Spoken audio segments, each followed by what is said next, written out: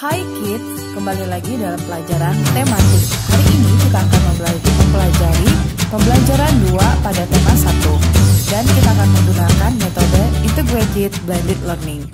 Nah, untuk yang pertama kita akan mempelajari 2 muatan, yaitu muatan bahasa Indonesia dan juga muatan SBDP atau seni budaya dan prakarya. Tujuan dari pembelajaran kita hari ini adalah kalian mampu menyusun dan merangkai sebuah cerita secara runtut, kemudian kalian mampu mengolah informasi dan data menjadi sebuah cerita secara tepat, dan mampu mengkreasi gambar ilustrasi cerita. Di pembelajaran kedua ini kita diingatkan kembali cerita Edo mengunjungi peternakan milik Pak Rudi. Nah, Edo semakin menyukai kelinci, selain bulunya lebat, gerakannya juga lincah. Sayur kesukaan Edo sama dengan makanan kelinci, yaitu wortel. Sekarang Miss Indri mau ajak kalian untuk mengamati gambar cerita berikut ini. Pak Rudi mengajak Edo ke kandang kelinci miliknya. Kandangnya sangat luas sekali. Kemudian kelincinya banyak sekali. Pak Rudi dan Edo memberi makan kelinci. Mereka memberikan wortel. Kelinci sangat suka makan wortel. Nah, semua kelinci berkumpul mendekati Edo. Edo senang sekali. Edo tertawa kegirangan melihat tingkah lucu kelinci-kelinci di kandang kelinci milik Pak Rudi. Semakin lama diamati, tingkah lucu kelinci semakin menggemaskan. Edo pun ikut berlarian mengejar kelinci sesekali. Edo menirukan gerakan lucu kelinci, melompat, berlari, dan berdiri dengan 2 kaki. Nah, gambar-gambar tadi adalah rangkaian gambar cerita. Gambar cerita adalah gambar atau serangkaian gambar yang mengandung sebuah cerita. Contohnya adalah gambar ilustrasi. Gambar ilustrasi itu sendiri merupakan gambar yang mendukung isi sebuah bacaan atau teks. Gambar ilustrasi dibedakan menjadi 2 macam. Pertama, gambar yang berupa foto, kemudian ada gambar yang buatan tangan. Tujuan gambar ilustrasi adalah untuk memperjelas, memperindah, dan menerangkan isi atau informasi dari sebuah bacaan. Terdapat banyak ragam gambar ilustrasi, yaitu 1. Cergam. Cergam adalah cerita bergambar. Nah, kalau kalian perhatikan ada cerita di sebelah kiri ini, itu merupakan contoh dari cergam. Nah, kalau cergam itu memiliki bacaannya itu di bawah, kemudian di dalam gambarnya itu tidak ada tulisan apa-apa biasanya. Dan ciri-ciri dari cergam itu menggunakan bahasa sehari-hari dan kata-kata yang disusun dengan proporsional. Kata-kata disusun dengan proporsional ini berguna untuk membuat pembaca merasakan ceritanya. Jadi untuk mereka mudah memahami isi dari cerita yang disampaikan. Kemudian karakter tokoh diungkapkan dengan kalimat sederhana. Bahasa mudah diterima oleh pembaca. Jadi kalau cergam itu dia menggunakan bahasa yang mudah untuk kita mengerti, sehingga gambar itu mendukung kita untuk memahaminya, dan juga kata-katanya juga membuat kita sangat mudah untuk memahami dari cerita tersebut. 2. Komik. Komik itu sendiri memiliki ciri-ciri yang hampir sama dengan ciri-ciri cerita bergambar atau cergam yang sudah kita bahas sebelumnya.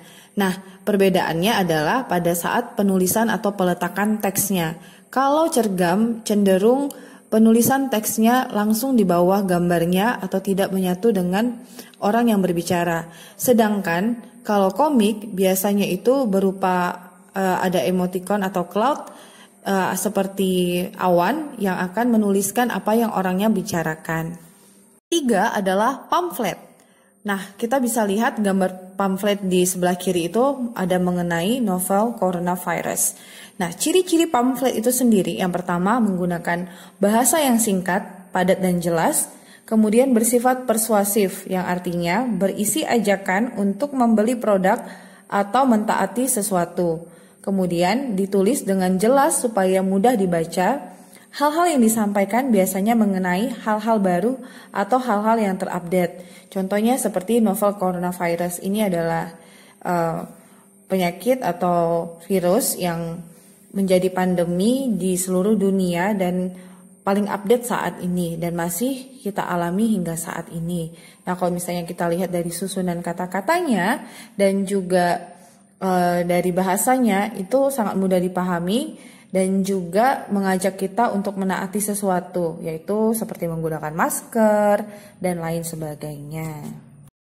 Nah, yang keempat tentunya kita sudah tidak asing lagi dengan gambar-gambar seperti ini.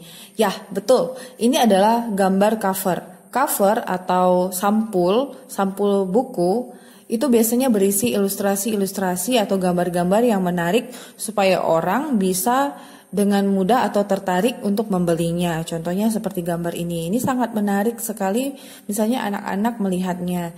Dan masih banyak lagi seperti kita memiliki buku tematik dan ada banyak buku-buku pelajaran lain pastinya memiliki cover yang sangat menarik. Nah, gambar ilustrasi itu digunakan adalah untuk menjelaskan apa yang ada di dalam buku tersebut. Yang kelima adalah kartun. Kartun itu sendiri merupakan gambar dengan penampakan yang lucu atau dengan bentuk yang lucu dan juga menarik serta memiliki warna yang beragam.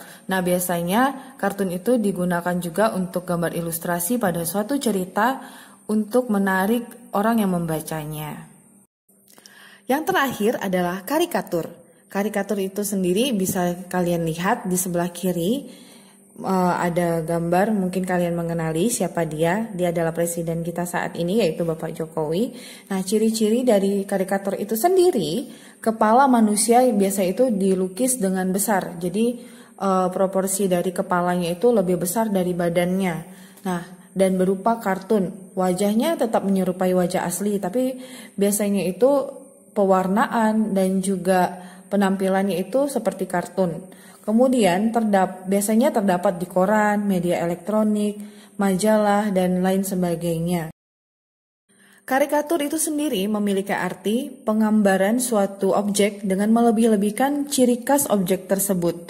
Nah, karikatur berasal dari bahasa Italia, yaitu caricare, yang berarti memberi muatan atau melebih-lebihkan. Seperti pada gambar ini, yaitu melebihkan ukuran kepala atau biasanya itu menonjolkan hal-hal yang menjadi ciri khas dari gambar tersebut atau dari orang atau tokoh yang digambar. Objek gambar ilustrasi dapat berupa gambar manusia, kemudian ada hewan dan tumbuh-tumbuhan, serta benda-benda yang ada di sekitar kita. Nah, objek gambar ini harus disesuaikan dengan isi atau bacaan. Jadi, kalau misalnya isi bacaannya menceritakan tentang kura-kura atau menceritakan tentang planet, maka gambarnya akan berhubungan dengan apa yang diceritakan seperti itu. Dan berikut ini adalah langkah-langkah membuat gambar ilustrasi. 1. Kita harus membuat gagasan. Nah, gagasan itu biasanya bersumber dari bacaan. Setelah menentukan gagasan, tentukanlah adegan apa yang akan digambar, siapa saja tokohnya, bagaimana suasananya, serta media yang akan digunakan.